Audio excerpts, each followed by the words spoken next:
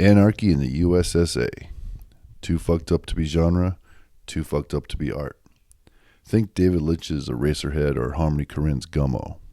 Somewhere within those boundaries exists a series of film that have no proper home. The studios throw their hands up, the distributors decide not to pay for marketing, critics have no easy comparisons to phone in their reviews, and audiences find these films out by word of mouth only. Sometimes these films are so unreasonably maligned that they can't find a home on the festival circuit. What once was a domain of underground festivals have shriveled up, as the majority of tastes have become more political in nature and less avant-garde. And if your film is deemed a short, well, shit, forget it. Your film gets buried on YouTube with 15 views, all from your relatives and a few friends who watch the first minute and a half. Well, for the past 10 years, there has been one place that not only looks for these types of films, it celebrates them. It's called the Department of Anarchy, a shorts program held at Slam Dance, and is one of the most popular yearly attractions. And we have the two jokers that started it all, Noel Lawrence and Burke Roberts, on this episode of $5 Buzz.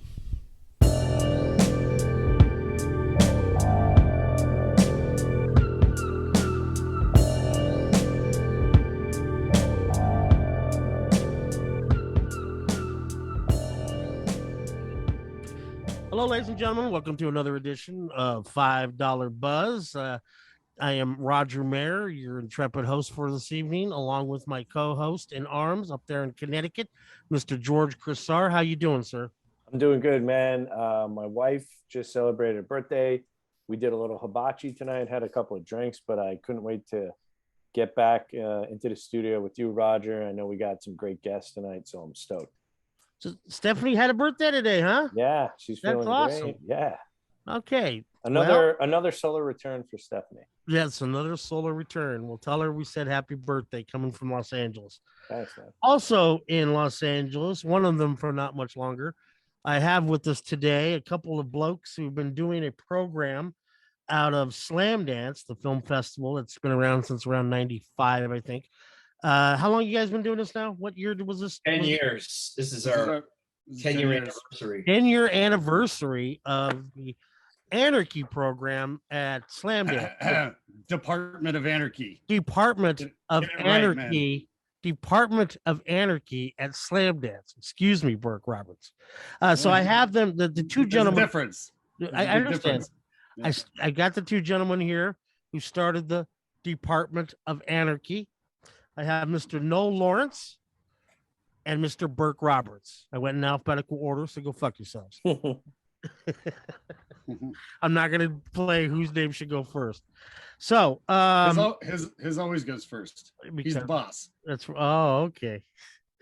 So gentlemen, so for 10 years you guys started a program, the Department of Anarchy, that started off as just shorts, which expanded itself to include feature films and other programs, right? Or you tried to with Desolation Row and stuff like that, right? Wasn't that part of? We did some co-branding, and we definitely will do it in the future. Yeah, it wasn't so much that we tried putting out. Yeah, it wasn't so much that we tried or that's the trajectory. It's just when we do rarely come across a feature that we think is absolutely on brand with our curation and our kind of axiom of that which is anarcho-cinema, then yeah, we like to kind of present it. And like Noel said, I'm sure there'll be more of that in the future. But yeah, it's never really been the trajectory. Our curation is finding the sick, fucking amazing short films from around the world. So it's been mostly shorts. So it's all short. And there is a criteria that you guys set out, as both of you are filmmakers, and Noel started off as a curator in San Francisco and so forth. And that's how I discovered Noel, in fact. And Burke. And because you discovered Noel, I discovered Noel. Thanks a fucking lot. I forgot you were the blame. Yeah, it's really your fault, Roger. It's totally his fault. So, God damn it. All comes full circle. The one thing Burke and I will agree on is that we hate Roger for what he did to us. Okay, yeah. I appreciate you, gentlemen. And I've worked with you both on different ways and means. Noel helped me curate some stuff at Silver Lake or Downtown Film Festival. At least once or twice, right? Didn't you bring in a bunch of stuff? Yeah, that's how I found Corey's film and stuff like that, right?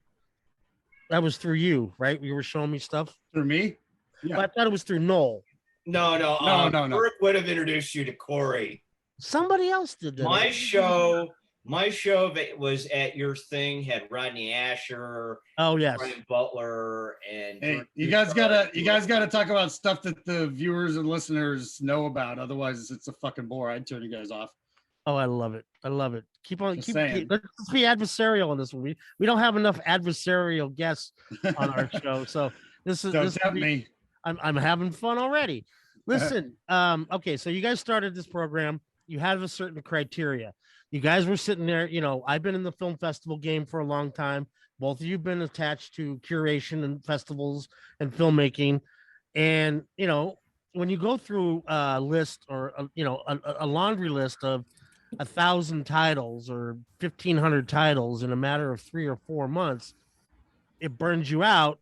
And after a while, even the stuff you consider good is somehow compromised, right? I mean, or lack of, or looks, just like everything else, or attempts to ape the very system it wants to, cohabitate with. Well, or you'll tend to find things that, nail 8 out of 10, but those other 2 elements are unforgivable. So unfortunately, or that, as you can't put something in, I mean, for example, for us, often now more than ever, we'll come across some really great content or something, but if it happens to be a filmmaker that didn't give thought, and you find this a lot in this era of kind of, everybody's a filmmaker, that didn't give thought to, say, framing and color composition, or, just basic, elements of cinema, no matter how great the content or the ideas and stuff, the competition is just like the bar is really fucking high,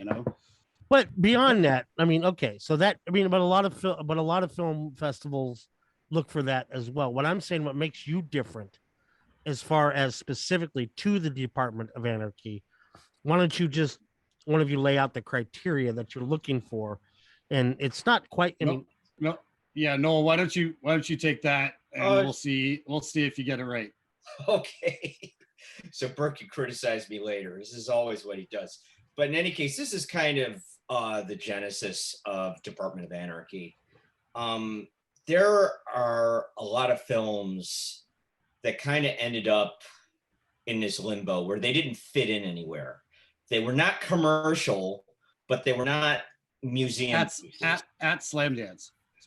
Yeah, I mean, the ones that were submitted to Slam Dance, but just circulating out there in the universe as well. In the world, sure. There was sort of this like invisible community of, really talented people that were doing really interesting stuff, but their stuff was just too fucking weird to get played at most mainstream film festivals. Some of it maybe in the past would have been at the underground film festivals, but those have more or less have died out in the last 10 or 20 years or so. And so, the way that we looked at Department of Anarchy was that it was sort of like this island of misfit toys for filmmakers who were not fitting in anywhere else in the cultural landscape. We wanted to create an orphanage because both Burke and I, as filmmakers, were very, very frustrated over the years because we didn't feel that we had a home for the stuff we were doing. So I guess that's why, yes, it's curation, but it's also just something that him and I feel deeply, deeply passionate about, because we're trying to create a better world for people like us, the weirdos. That's a perfect description, I think. Burke, did you do all right there, Burke? Amazing. Now he's going to take credit. For like the first time. He was reading that off a script I sent him, but this is all an act, folks. Anyway, actually, so yeah, no, he nailed it. If you don't mind, I would love to go back to, though, how this came to fruition. Yeah, please. At the dawn of a decade ago. So basically, as we kind of mentioned, Noel and I had met through a film festival that you were running, the Downtown Los Angeles Film Festival, where Noel at the time was doing an amazing fucking weird project that is unfortunately really just ahead of its time, because had that hit in the era of the internet and social media, it really could have caused a ruckus. But it caused quite a ruckus considering he didn't have that, and that was called J.X. Williams. Ultimately, I won't say that much about it because I'll let Noel speak to that. But he presented actual celluloid film clips from an archive of a forgotten and somewhat unknown kind of B and even C filmmaker from the I think the 50s through the maybe even up to the 80s. Anyway, I look at Noel's chomping at the bit to talk about JX, but I want you to, but let me jump ahead. So anyway, point is that so Noel wasn't so much presenting exactly a film at downtown Los Angeles Film Festival. He was presenting his show, which was him doing a lecture and showing the clips of these things. At the time, I was already associated with Slamdance, having been a filmmaker there and having programmed for them here and there in shorts and in features, which they asked their filmmaker alumni to do always. I was also, though, running a gallery in Hollywood at the time that was called Engineering Cinematique. And I won't get too into that, but what I did was I had seen Noel's show, so I decided to bring him to also present it at my gallery, and it was fucking wild, and it was fun, and it was yeah, really killer. So anyway, that was when he and I first started to really kind of understand that we piss in the same pool, so to speak, on all the things Noel just spoke of. So at a certain point, I recommended him also to Slamdance to do the show, which he did. They loved it. Peter Baxter, one of the founding members of Slamdance, really embraced it and embraced Noel. I had at that point said I will never fucking program for Slamdance again, because the way all the other programs work over there, and you know, this is definitely to their credit, it's my faulty wiring that makes me unable to get to participate, but it's highly democratic. I mean, could not be more opposite than Sundance in how political Sundance is. Slamdance is genuinely democratic. Where it was troublesome for me to do that is exactly because of what Noel talked about. My tastes, I just had, a single vote, and it was almost like trying to be on some kind of, government committee where you got to like lobby people to trade for votes, because most people just didn't understand. I was sick of having to give a lot of the people who also were voting for a given category like a history lesson in avant-garde cinema and the like.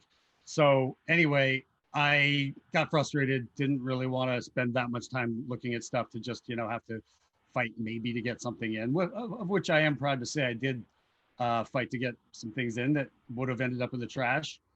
In fact, one thing was genuinely in the trash, and somebody happened to pick it up because they were out of other films and passed it off to me, and that film ended up getting the audience award. So I'm What movie was that? Of that. Oh God. Don't matter. Just keep going. Yeah, I can't think of it. I mean, this was literally 12 years Rat ago. bastard. Yeah, I'll think of it. It was fantastic though. But anyway, so point is, eventually Noel had been conferring with Peter Baxter, and they came to me and said, would you be interested in taking over what they already had, which was a thing called Anarchy, which was just kind of their like, it was I their throw to the side online, right? Which was telling. You're yelling on top of each other. What were you saying? Noel? Well, it was an online film festival, which was back in the days before anybody watched anything online. It was just kind of a throwaway, which was funny. So since they kind of had this little division, they didn't know what to do with it. Noel and Peter got to talking, and they came to talk to me, and I said basically, like, as long as we're full dictators, like it's just me and Noel, and we're, it's a curation, not a program, and in that sense it is a program, but what I mean by that is not a democracy with all this other stuff, because we are curators, and there's always been a little bit of confusion of that, even amongst the festival sometimes, where we have to really lay it out like curation is itself a craft. We pride ourselves in it. We work hard at it. There is a lot that goes into it, not just selecting films and watching a fuck ton of films, but the entire design and trajectory of the roller coaster that we take our audiences on, and with the films you know, the order they're in, the colors and tones and themes that they're and lengths that they're delivered in, et cetera, et cetera. So that's kind of how it came to fruition. At first, it was just kind of a small thing, and it just started to become more and more popular, and we started to get better at it, basically. Yeah, I mean, to give you some context about the juries, the problem that Burke was facing, and I think that people generally face when you have 10 people deciding on a film, is that the uncontroversial golden mean film. Or 40 people sometimes. Yeah, or even more. But in any case, yeah. The films that are not loved but are liked by everyone are the ones that get screened in the festival. And generally those types of films are anodyne. I know we're not interested in that. We wanted to show divisive films. These were films that either you loved them or you hated them. And when we started Anarchy, we had absolutely no idea how the audience would react. Our initial expectation was we were going to get a whole bunch of walkouts and people hate what we did. And we were fine with that because we weren't really trying to do something to please, you know, a mainstream or even a mainstream festival audience. And so as time went on to kind of develop the story here, the huge shock was that nobody in Park City was doing quite something like what Burke and I were doing, because we were taking things that never, ever would have shown, you know, at certain film festivals in the past. And we were showing them. And for some audiences, that was refreshing because we took more chances with the kind of programming we did. We did edgier stuff. Yeah, I mean, I've been to those shows, man, and it's SRO. You know, it's like those things. You got to find a seat in an aisleway. It's also crammed up in those screenings. So those things have been very, very popular, especially amongst other filmmakers. I mean, the biggest audience for those are other people. People from Sundance are going to see these films at Slam Dance. Because of how interesting the shorts program is. And yeah, I mean, it's a testament to the actual taste that you two guys have, which is really unexpected. Hey, Raj, can I jump in and ask a question? I know that sure. A couple of weeks back, I asked you, I walked into this abandoned, something that these days is abandoned commercial real estate, right? I walked into this one old school building and I'm like, dude, I feel like I'm walking into that HBO short film with the killer tape.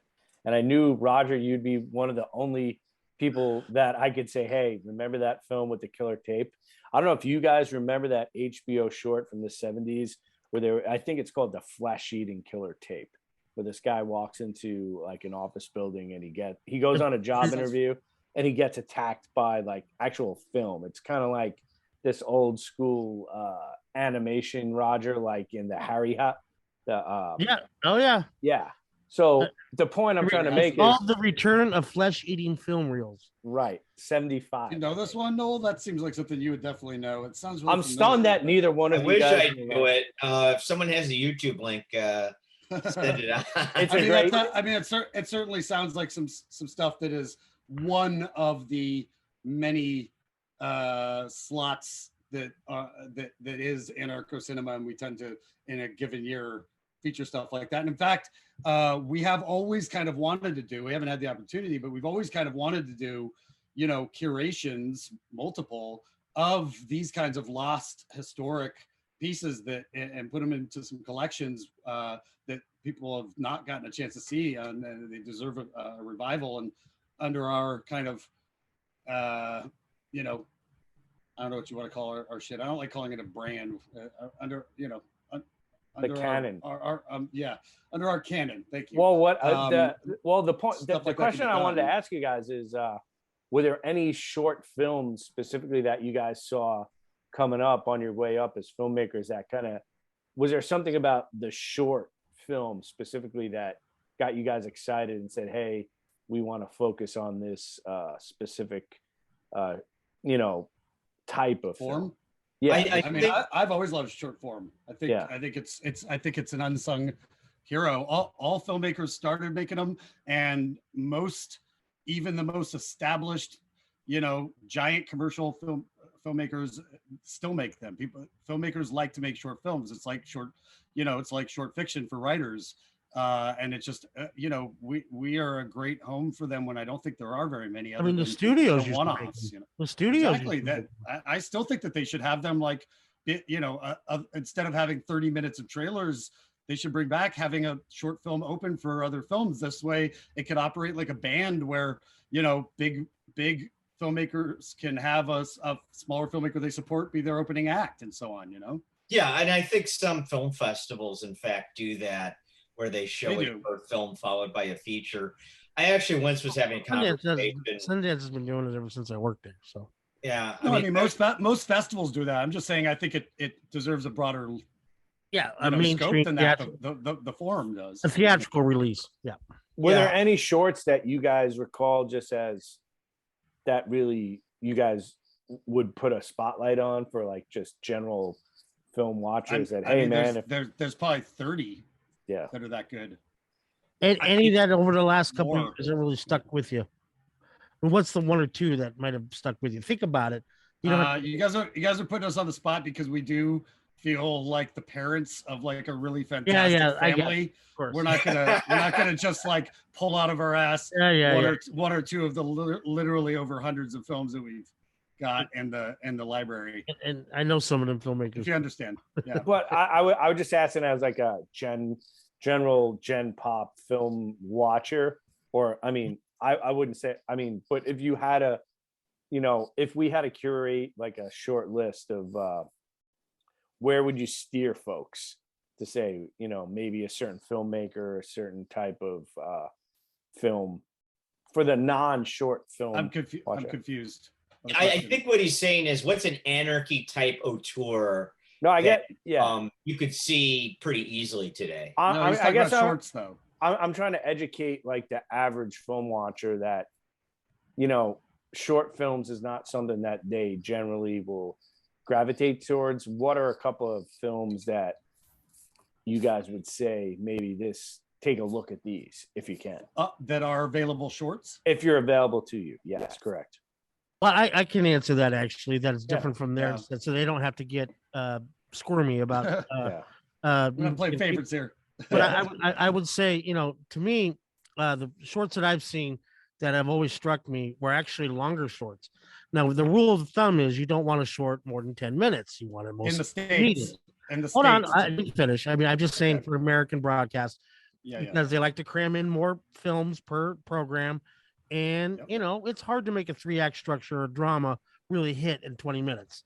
It's a big, you got to really bring it to be able to make it happen. But if you're looking for those, Kiwanis Brooklyn is one that became a movie called Half Nelson. The feature film with Ryan Gosling was a phenomenal short film. Bobby Cannavale, was he in there? I don't know I can't remember who was in the it's been a while since I've seen the feature, but I know the little girl is the same one in both the feature and the short. 5 Feet High and Rising became Raising Victor Vargas. That was a phenomenal short. And then one of my favorite shorts, one of the most disturbing shorts I've ever seen, was a movie called Bug Crush by Jack Smith, who went on to become it's about, Bug Crush. It's a very deviant little film about, psychedelic bugs that they put on their arms and have masochistic gay sex. It's a very strange. It's very anarcho cinema. This is our arena. Bug Crush ended up winning Sundance that year. Real quick though, to speak also, just to jump real quick back onto short form and what we do. This is another aspect of why our curation is really different than any other that I even know about. Certainly at in the Park City festivals, we feature every kind of short form. By that, what I mean is animation, narrative, short documentary, experimental,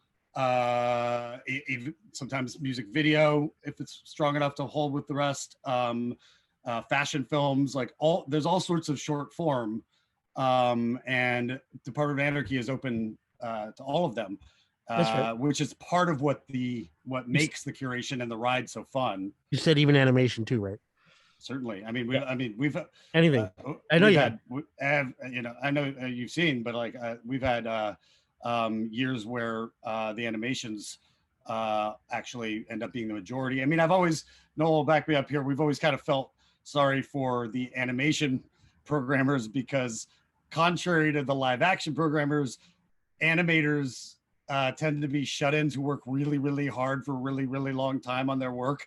So the bar is so fucking high. It's so hard to choose. You can't simply get your film in by, you know, showing amazing artisanship usually. Yeah, but actually live action, like, you know, the gems rise to the top very, very easily and quickly. But with I mean, to give you like a guitar player sort of analogy, it's kind of like, yes, there's virtuosity and lots of, you know, shredders. Okay, and there's, you know, there's like a shredder like Yngwie Malmsteen, but B.B. King is a better guitarist, or Jimi Hendrix is a better guitarist because they're bringing pathos and soul to their music.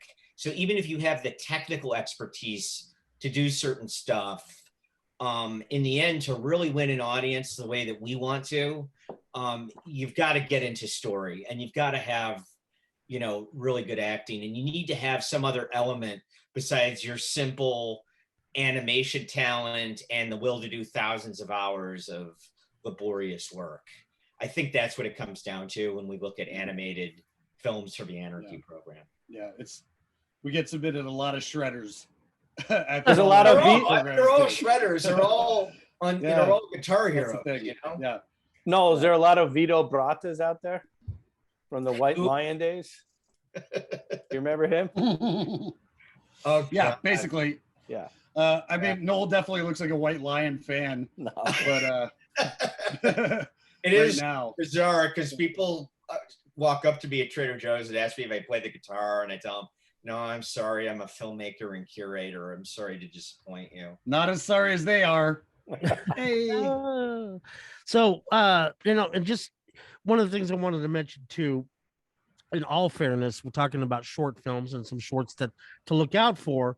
You know, it'd be remiss before I talk about the two of them. You know, there's a couple shorts that have changed my life for real. I remember watching at Sundance in the balcony a little movie before this feature called Hell Ride, which was an awful film, was this short little film called The Rambler by Calvin Lee Reeder.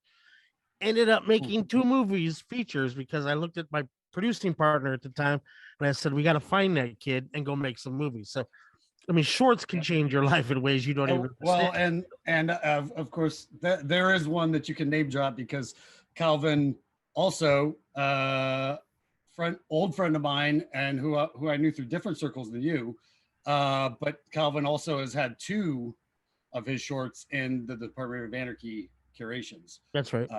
And there's not a lot of filmmakers who have more than one in. We are always open to and looking at our alumni's work, but it is always, you know, such a high bar that even if one of our alumni did some great work, it also has so much to do with what the kind of themes and motors are of that year's curation. And Calvin nails it every time.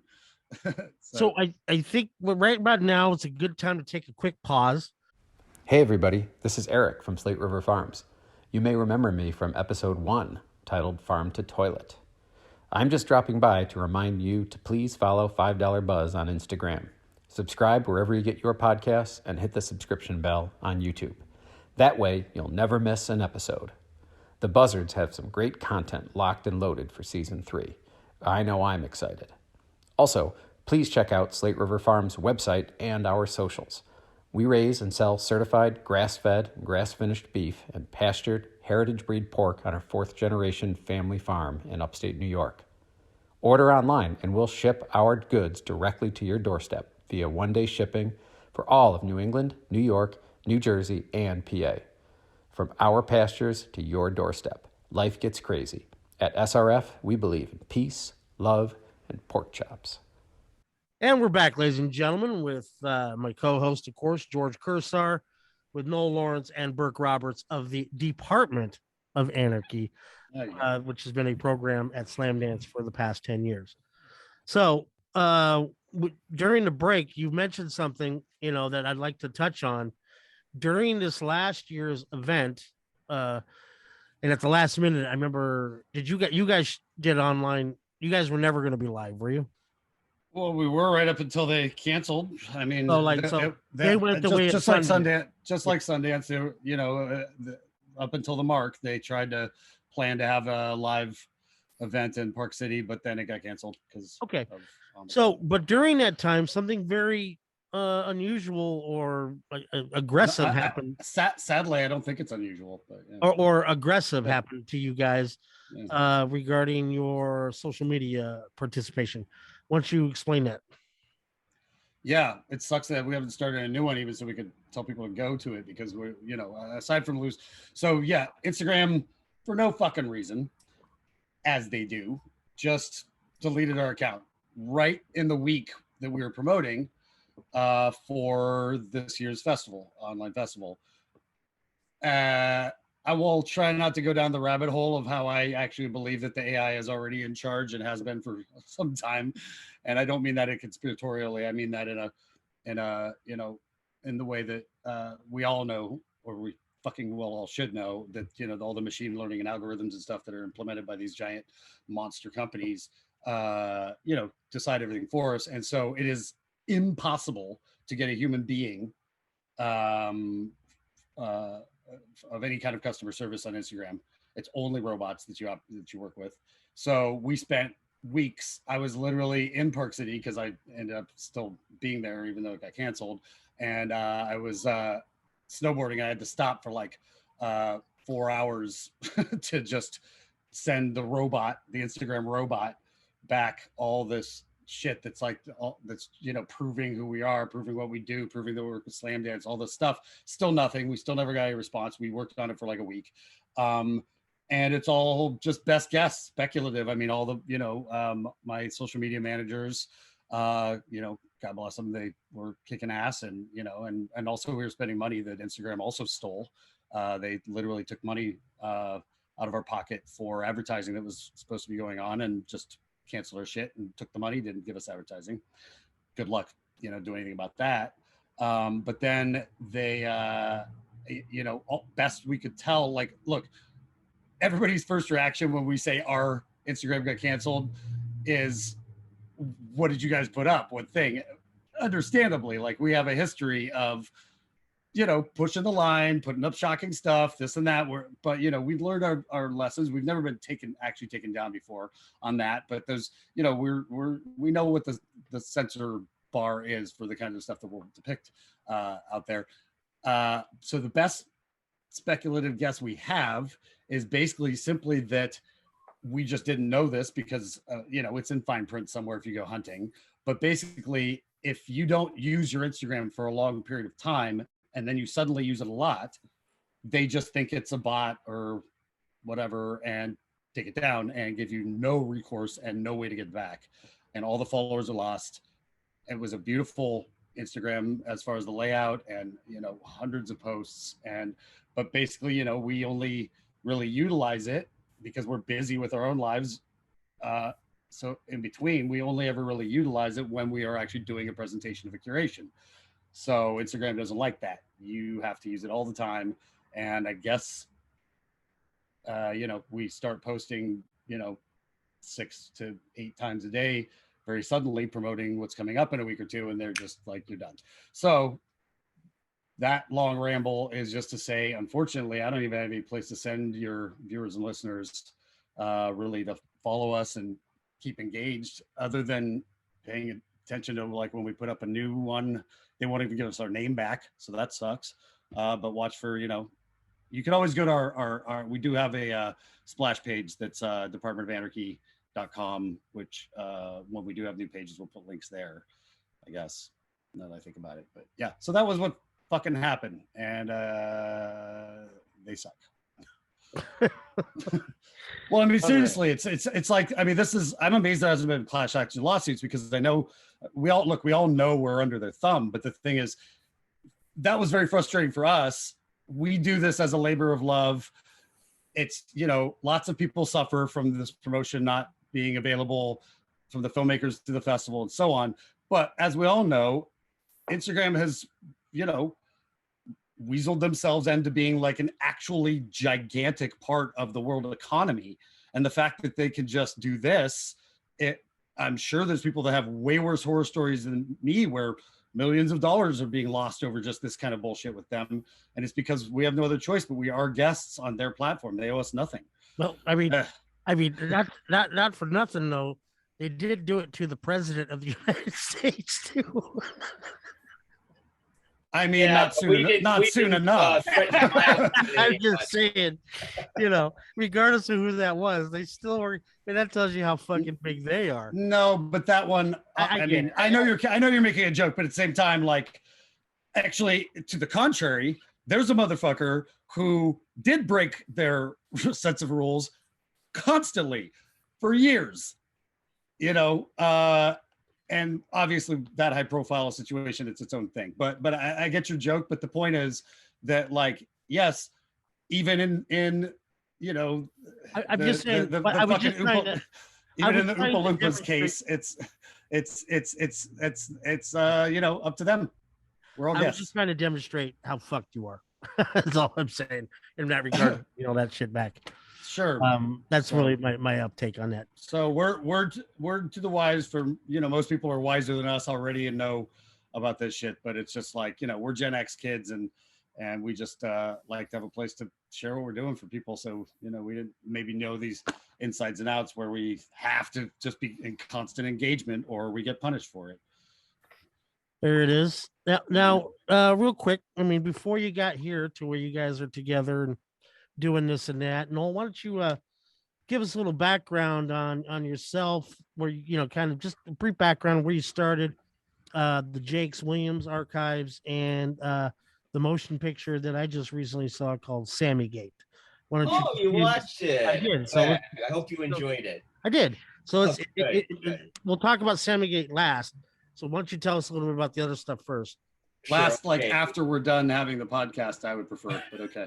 Okay, it'll be short. But capsule bio. I've led a life dedicated to wow. This opener does not sound like it's going to be short. No, yeah, I get it. It'll be faster if you shut up, Burke. In any case, what that meant was what I did. I did my bachelor's at Wesleyan, traveled in Europe for a while, spent a couple years at Stanford on a PhD that I quit. Spent a few more years in Silicon Valley, hated it. I was a professional. And where were you at in those days? Oh, I was in Silicon Valley. Yeah, but any specific organizations? I did consulting for Oracle, if you know that evil company. Like, of course. Larry Ellison runs it. Like, the reason that Annapurna exists is because of Oracle, because basically Megan Ellison got her father's money and Skydance movies. Yeah, there you go. That's her son, who's the successful one who makes pop movies, and then she does Annapurna, who makes art films and makes no money and has to borrow more money from dad. Yep, that's right. That part of the world is where, you know, commerce comes from, right? Instagram. What you're talking about? The fucking digital overlord I was just talking about. Correct. That's what I was saying. Like, that part of it's ironic. That's where you spend some time. And here we are talking about this. Yeah. I got to tell you, there's a lot of money being made there, and it's really the most boring place. It's nothing but a giant office park. Sure. Yeah, I've been there, man. It sucks. Yeah, it sucks. I've been there. So, it's terrifying. And it's reached all the way up to fucking San Francisco. So yes, exactly. Now Twitter and Facebook are based in San Francisco. San Francisco used to have an underground scene of which I was a part. Me too. And it is completely gone at this point. Yeah, it's homogenized beyond belief. Nobody. So the city is not the city anymore. No, it is not. Man, I used to, dude, I'll tell you what, man, as a New Yorker, I would say San Francisco was my favorite fucking city to ever visit, because it just felt like when you showed up there, it was like, it had a vibe, it had its own scene, it was palpable, and it's like a real place. Had. Yeah. And now you have $5,000 a month apartments, and you step in human feces every 10 feet. I mean, it's Yep. not. I mean, is it as bad as quite- they say, man? Is it that fucking bad? Worse. Shit. I was That's just shocking. there. I was just Yeah. there. I had lived there a- for 1 year in 2016 when I was working on the flow. And yeah, man, it became a corporate town. So it was just big corporate high rise, and then poor people that lived on the street shooting heroin. That was that was it. There was nothing in between. I There mean, was dude, no it in looks between. speaking of New York, it literally looks certain parts of it like Escape from New York. Yeah. You know, at this point, I was in shock at how, I mean, it's tragic, but like the level of homeless communities, and I mean people who are really, really having problems. I mean, just mental illness that is so, I mean, it felt dangerous 24/7, people walking by screaming, crying, punching, and like he said, human feces mania. And then you trek a little bit up to what used to be, you know, as you pointed out, like this really beautiful city. It's still a beautiful city architecturally, and it's just like, you know, nothing but boring tech execs who have priced everybody else out of even being there. So it's just, I mean, there's no middle Who have the ground in worst that city. conversations I've ever overheard in my life, and their parties. And I'm pointing at all of you that know me, that knew me in 2016 in San Francisco. Your parties suck. Yeah, tech bro parties can fuck off. They're so boring. But in any case, So you were down in Silicon Valley. I lived there as part of the underground film scene. For a while, I had an underground In San Francisco. DVD company for avant-garde film. I also began something known as the J.X. Williams Archive, which is a huge long story that I won't get into. But basically, I was just curating, making avant-garde films. And around 2008, I came down to Los Angeles, and I met you in Burke. Yay! And, you know, I continued to make movies. I did more stuff at the J.X. Williams Archive.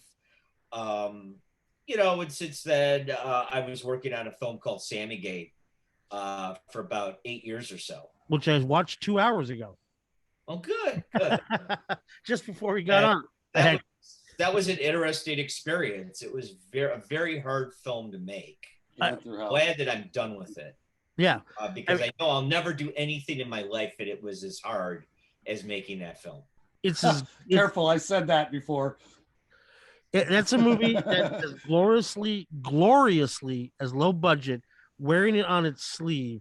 It's got one part James Elroy, one part Damon Packard, one part, you know, it goes on and on and on, you know, from it's about Sammy Davis Jr. being involved in a conspiracy that involves heroin trafficking through the government, through the military operations of Vietnam, and how he was a go-between between the Black Panthers or militant parties, the military, the government with Richard Nixon and the CIA, and you know it all conspires. Stuff that all the kids all the kids are fine, Roger. What? You sound like you're talking about black helicopters in a minute, but that was the whole point of the movie. Yeah. Was that I love conspiracy theory. To me, conspiracy theory is a lot of fun. And not anymore. Used to be. Yeah, you know. But in any case, yeah. So I worked on that for a long time, and yeah, I guess some of it you traded. I mean, what's great is that you traded some of the truthfulness of the time period, mixing in clips. I love the way that you always present Richard Nixon in a different movie that he was portrayed in. So you've got Frost Nixon's Secret Honor, Frost Nixon. You got Anthony Hopkins as the Oliver Stone film. Absolutely. Yeah, we got every single one of them. I had a great actor for Richard Nixon. Now, I assume you're familiar with the Fire Sign Theater. Of course. Well, that was Phil Proctor, who was a founding member. Right. Okay. And this was a fellow who had 50 years of experience playing Nixon, basically. He'd been doing Nixon impersonation since the late 60s. Oh, you had Philip Baker Hall from Secret Honor. Sorry? You had Philip Baker Hall from Secret Honor also as Nixon from the Robert well, Altman movie. Visually. Yeah, that's what I meant. No, I meant all the like visuals. Yes, yeah. I just loved it, all the different ones, and how, that somehow Richard, that deep throat comes from the fact that Sammy Davis Jr. actually got head from Linda Lovelace in the theater, or from a woman anyway. It might have been Linda Lovelace. Got head in the theater while watching Deep Throat in a mainstream theater.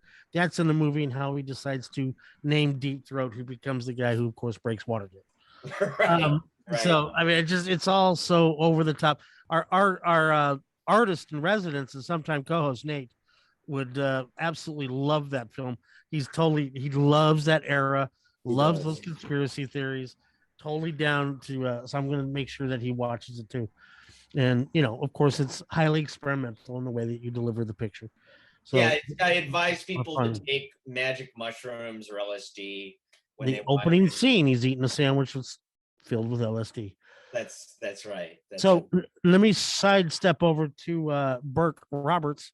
So Burke, you came out you're from Colorado. You came out to Los Angeles, and go. Oh man, I wasn't prepared to do a whole bio. Just a quick one. All right. Yeah. I mean, I've been making films and dabbling in lots of other visual art type of stuff.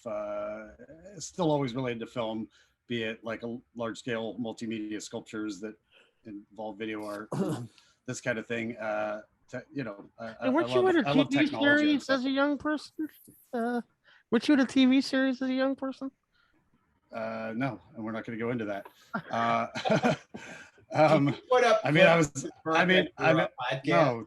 Listen, that's a former life. Look, if you want to talk about that, because Roger's a dick. I'm teasing. I did make a living as an actor in the 90s. Never really what I wanted to be doing, but I had too much reverence for filmmaking to believe that I had any business starting that as, when I was, in my late teens, early 20s, unlike the fucking kids now who definitely think they can do it. Some here and there. But point is, I did then study the craft of acting because I wanted to be, of my generation, one of the few, it's turned out, filmmakers who really understood and paid attention to that craft. Because at that, my generation was so involved with music video type visual filmmaking and stuff. I mean, I would say really like the only really known contemporary of mine that clearly has that as one of his master skill sets and is P.T. Anderson, who in fact often when his films some absolutely hit, some absolutely miss. For me, the acting is never the thing that lacks. I mean, he really understands it, and it feels like the old generation that I know, Noel and Roger, I know you guys love. When that was the thing through the late 60s, early 70s, and into the 80s. I'm sorry, I'm going down on a tangent, but the point was that so I was studying that, and also at the time people told me I looked like an actor, so I went for it a little bit, made a living, and no, we're not going to talk about what the fuck dumb shows I did in the era of the dumbest of shows. Anyway, moving on. Sure. Anyway, go ahead. Okay. Moving on.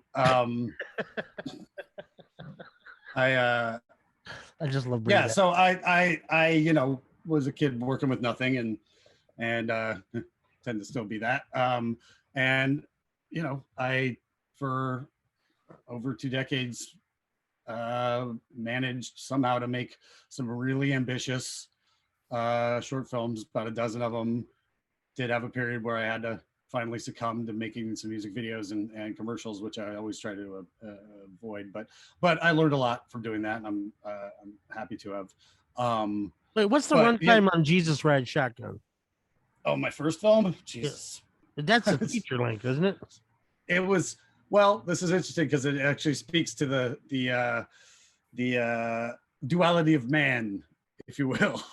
That one's, I don't know, like 48 minutes or some shit. But I still have this problem where, as a curator, I'm like, fucking what? 17 minutes. Come on, make me something. Show me something that's 8. But as a filmmaker, I'm like, let's fucking tell the story and however long it takes to tell the story and fuck them. So, and I also pay the price for that because it is hard, as you pointed out earlier, to fit that in because real estate's valuable at film festivals. So some of my longer shorts, what? Yeah, I was going to say, one thing I do like about European film festivals is that they are now offering a category called mid-length films. Yeah, that's great. They are offering a home for that kind of a movie. I know Rotterdam now has. I was going to say Rotterdam has that, yeah. Well, I mean, here's the thing. Arguably, so do all the other festivals in America. They just call it episodics, and people show like episodes of a TV show that they would do. That's about an hour or less. Anyway, Noel had his turn, so I'll continue to bore everyone. This is a competition, Noel, to see who can bore everyone more. But Roger can attest to, as can Noel, and you know, I felt Noel's pain while he was making Sammy Gate, and that fucking thing took forever, and I've been through this shit as well. It went on, and when you have nothing to work with, people have no idea. Whenever you finish a film, no matter how big a critic you are, and we all clearly are you know, fucking psychotic critics, for about a little while after, you just like love everything because you're like, I can't believe anything gets made at all. God bless them for fucking getting something done. Because when you're working with nothing, man, it is insanity. And Noel or Roger, you've been on a couple of the wild rides. I have a particular, I don't want to call it curse, but where every project I do, the ambition is clearly too high for what we have to work with. And no matter how prepared we are, the sky will fall in ways that is not something we could have seen coming. So yeah, I did a lot of work. I've always gone out of my way to make sure that they're not available online, because it used to be that I would take them on tour, which Noel also would do. This is something we had in common, and actually he and I are some of the only, at least from you know, a decade or more ago, Americans that I know that actually would do this, which was go tour the underground film circuit in Europe. And in fact, nobody ever gave a fuck about my work in the States, but the Europeans, you know, it's in America. It's funny. And Noel, tell me if this is, you get this question all the time too. People always want to go, what kind of films do you make? And, I always say good films. Right. And I always say that, like, well, in America, they call them art films, but in Europe, they just call them films. And hopefully we get our Department of Anarchy project to continue to evolve and grow in such a way where people start to actually know the term anarcho-cinema, because I do think that that's the term that I would love to be able to say to people. You know, the audience landscape is changing. The audience landscape is changing to the streaming platform. Agreed. It absolutely is. And, you know, and a double-edged sword for a lot of reasons. But, but you know the kind of work that I've always busted my ass for to make happen, and how little there were homes for such things other than to tour them and stuff. And you know, I'm very proud of having grown a reasonable cult following for a long period of time, especially overseas. But you know, at the end of the day, I played one of your shorts early in our relationship, a movie called That's how we met. Some of an Equation. You showed that film. That's it. Yeah. That film is a great example of what I was going to say. It's just always the pioneer, never the settler. That film's short, by the way, so it's not long. Absolutely, and that's why it you know, that one slayed, and it played, I don't know, 40 festivals or something, good ones, and I was an honor to be invited to a lot of them. But that film is a great example of, like, that was made, I mean, with nothing, and the entire film is one shot.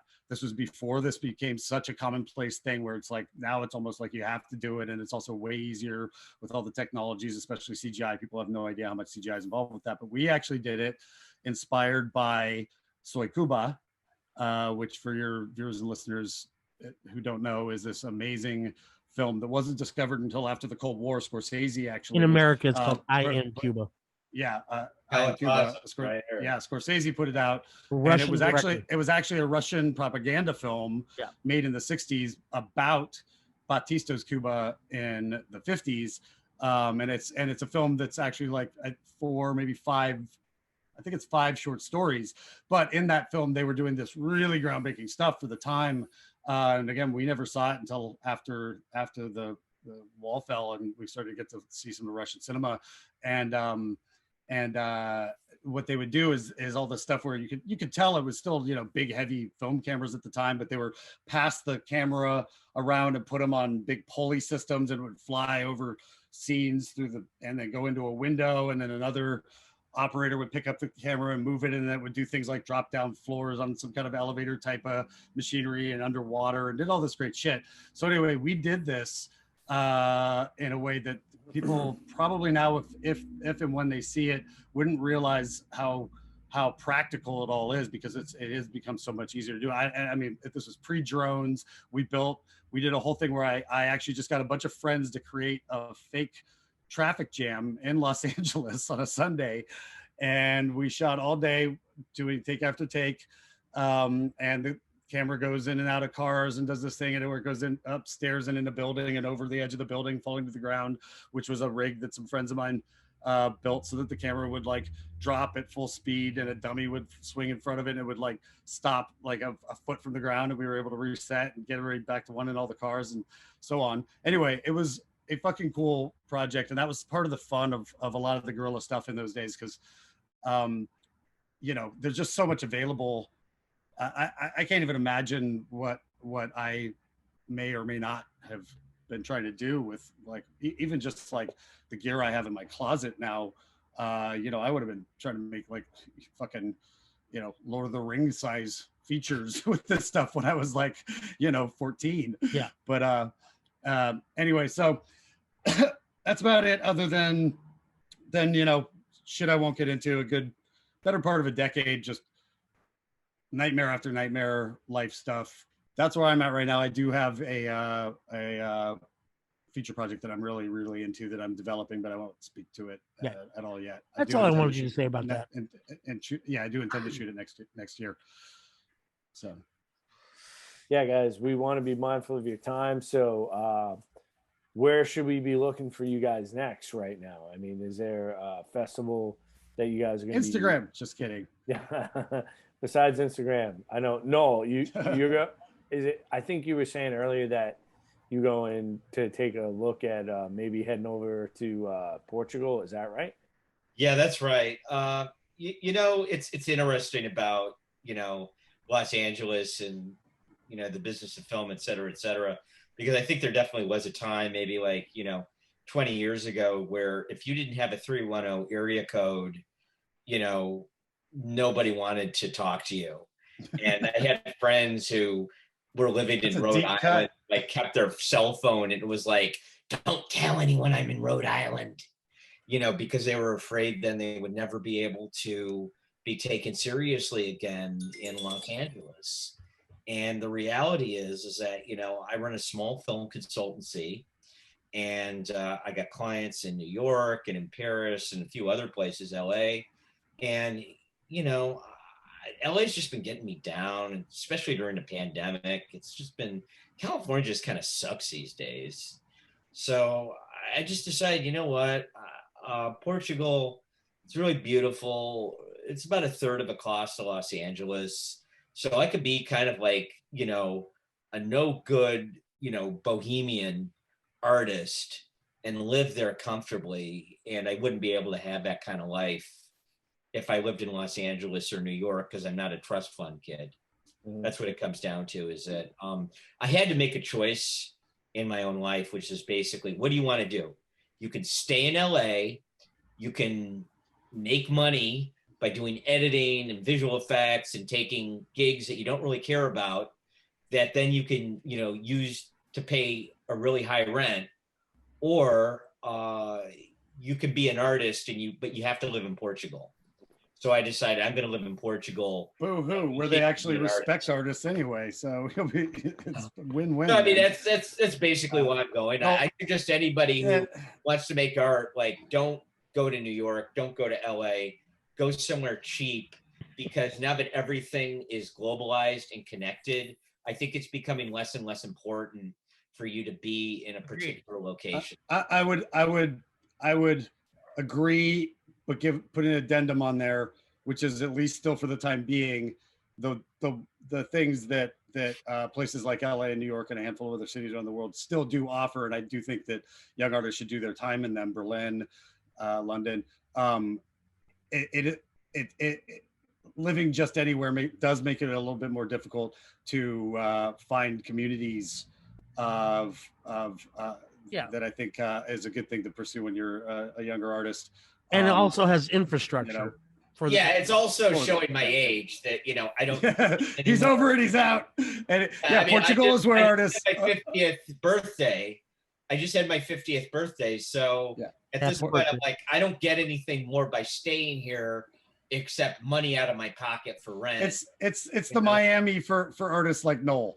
It's a retirement community. Hey, wait. So Noel made that about his own bio again. I wanted to wrap it up with actually answering your question, which is in regards to the Department of Anarchy. Obviously, the future of film festivals in general is super up in the air. Obviously, I think they'll come back. We'll see in what capacity. We'll see how successful they are, so on. We do not know what the future of slam dance is. They don't speak with us a lot about it. We know there's a lot. South by had a really good run, by the way. South by had a really good run. Sure, I'm just saying. Regardless, it's a evolving. I won't say dying. I'll say evolving institution. Film festivals in general. So we will obviously always remain involved with slam dance in whatever capacity they're doing their thing, and that they invite us to be a part of. That said, however, it has been our plan. This was another thing that the pandemic kind of squashed. Was we're just in the beginning stages of what our kind of bigger picture thing is with our curations, which is doing international tours. And world domination. No, but we were just in the middle of planning one. Noel had already done some screenings in Paris and Berlin just the year before the pandemic. We've done our screenings a lot, Roger, you've been to the very popular ones in Los Angeles. Unfortunately, the giant theater we were doing those at is now closed down, but we were, packing those places forward in seats. And I think it's also the Chicago. I think Slam Dance always would do a thing. I think we've shown in Miami, but we want to do an actual tour, and Noel and I will go with the films, present the films, and this is both domestically and internationally. So that is still a part of the plan, whether they're one-offs in particular cities or whether it's a whole schedule. This is still just a side thing that Noel and I do as a labor of love, because we like curating. We love meeting all these new filmmakers. We love giving them a platform. We are going to continue to show this, our curation at Slam Dance and beyond is, I guess, the thing. So there's absolutely no way that I'm going to stop causing trouble. Not until okay. Yeah. Or at least propping up others to do so. Will continue in some from his wheelchair to disrupt. All right, as long as that's so degenerate motherfuckers. I love you both so much. Burke, I'll see you soon, probably. I guess George, do you want to take us out? I think Roger, you have the muscle memory. Take us out. All right, ladies and gentlemen, I want to thank you for listening in on this episode of $5 Buzz with the Department of Anarchy boys, Noel Lawrence and Burke Roberts. We'll be hearing a lot more from them, and we'd love to hear from you. Please hit like on the button below the screen there and whatever platform you're watching, or subscribe, please, to us. The more we get of that, the more that we can do of these. Please email us any questions or comments, or guests, or topics that you may have at $5 Buzz, and that's FIVEDOLLARBUZZ @gmail.com. And we'll get back to you as soon as we're done banging our head against the wall. Thank you so much.